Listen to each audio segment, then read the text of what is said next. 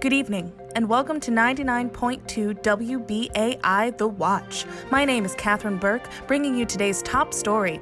Some of the most expensive and prized artifacts in American sports will be on display today in the Smithsonian's Baseball Americana exhibit, but not everyone is happy about it.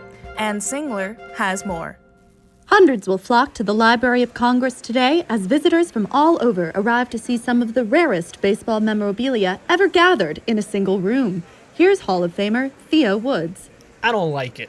I don't think it's too much to ask that the past stays in the past.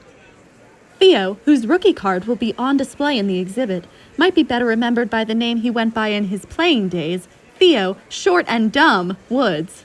No one called me that, so that card's gotta be a fake. At least not to my face. Although I didn't used to read newspapers so much back then.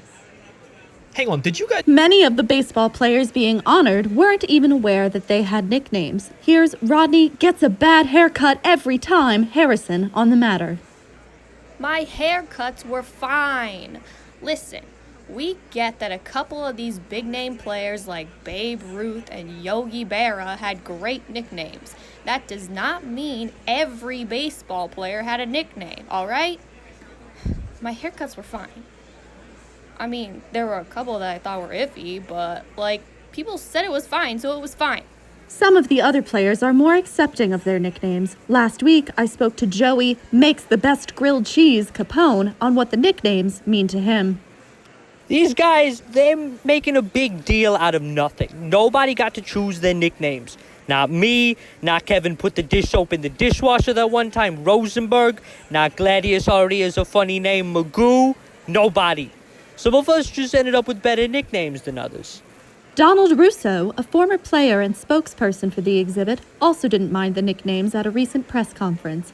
Die-hard baseball fans might remember Mr. Russo as the name he went by in his playing days. Donnie, good at sex, better dancer, Russo. It was a different time back then. The only things to do for fun was play baseball, smoke cigarettes, and give each other mean nicknames.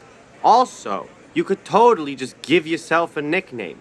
No one was keeping track. They used to call me Donnie Tiny, comically small feet Russo, and one day I just changed my autograph to have a new nickname, and people just went with it.